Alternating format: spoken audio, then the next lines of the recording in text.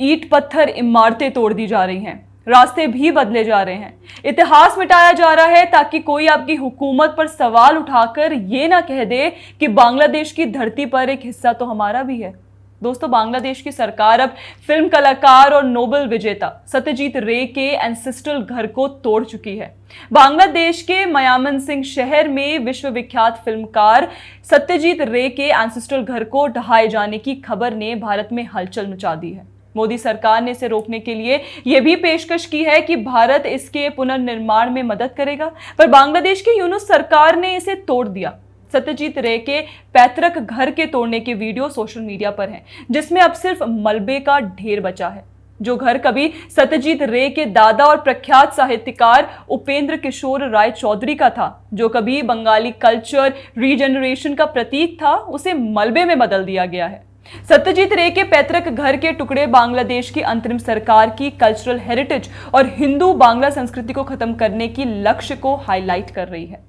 यह सिर्फ एक फिल्म कलाकार से कोरी ईंटों की इमारत नहीं थी, बल्कि बांग्ला कल्चर और आर्ट को जिंदा रखने का जरिया थी।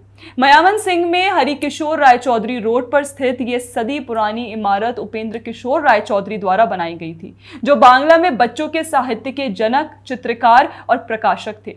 उनके बेटे विख्यात कवि सुकुमार राय और पोते ऑस्कर विजेता फिल्म कलाकार सत्यजीत रे ने इस घर को बंगाली सांस्कृतिक विरासत का केंद्र बनाया। यह इमारत केवल एक पारिवारिक आवास नहीं थी, बल्कि बंगाल के पुनर्जागरण का एक जीवंत स्मारक थी, जिसने साहित्य, कला और सिनेमा के क्षेत्र में क्रांतिकारी योगदान दिया।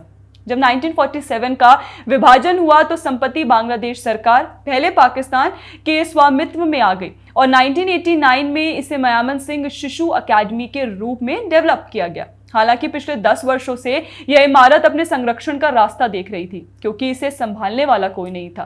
फरवरी 2020 में federation of film societies of India ने सत्यजीत रे, ऋत्विक घटक और मृणाल सेन जैसे महान फिल्मकारों के पैतृक घरों को संरक्षित करने के लिए एक अंतर्राष्ट्रीय अभियान शुरू किया था। इसके बावजूद बांग्लादेश प्रशासन ने इस इमारत को ढहा दिया ताकि वहां एक नई बिल्डिंग बनाई जा सके।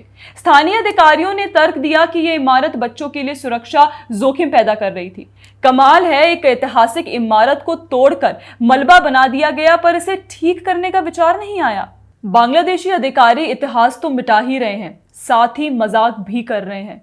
क्या सच में एक ऐतिहासिक बिल्डिंग को बच्चों की सुरक्षा के लिए तोड़ा गया? तो फिर रविंद्रनाथ टैगोर का आवास क्यों तोड़ा? मुक्ति संग्राम से जुड़े चित्रों, स्मारकों को क्यों तोड़ा गया? बांग्लादेश की आजादी की लड़ाई लड़ने वाले शेख मुजीबुर रहमान के आवास को क्यों तोड़ा गया? सच तो यही है कि मोहम्मद यूनुस के नेतृत्व में बांग्लादेश की अंतरिम सरकार मूल बंगाली इतिहास को खत्म कर रही है। सत्यजीत रे के पैतृक घर का डिमोलिशन बांग्लादेश में सांस्कृतिक और ऐतिहासिक विरासत को खत्म करने के एक अघोषित अभियान का हिस्सा है, जिसमें जून 2025 में बांग्लादेश के सिराजगंज में रविंद्रनाथ टैगोर के पैतृक घर पर तोड़फोड़ की गई। ये घर रविंद्र कछारबाड़ी या रविंद्र स्मारक संग्रहालय के रूप में भी जाना जाता था। ये कवि के जीवन और विरासत को समर्पित एक सांस्कृतिक विरासत स्थल और संग्रहालय था। यूनुस सरकार के सत्ता में आने के बाद बांग्लादेश की मुक्ति संग्राम से जुड़े 1500 से अधिक स्कल्पचर्स, म्यूरल्स एंड मॉन्यूमेंट्स को तोड़ा गया। ढाका के मीरपुर में शहीद बुद्धिजीवी स्मारक और लाल मुनीरहाट में मुक्ति संग्राम स्मारक भित्ति चित्र को नष्ट कर दिया गया, जिसने राष्ट्रीय स्तर पर आक्रोश पैदा किया। 1971 के मुक्ति संग्राम की लीडर रहे बंगबंधु मुजीबुर रहमान पर नई अंतरिम सरकार का पहला हमला हुआ था। जब शेख हसीना को हटाया गया, उस समय उग्रवादियों की भीड़ ने बंगबंधु की मूर्ति को तहस नहस किया था। पर यह तो कुछ भी नहीं था, क्योंकि यूनुस सरकार ने तो बंगबंधु से राष्ट्रपिता की उपाधि भी छीन ली है।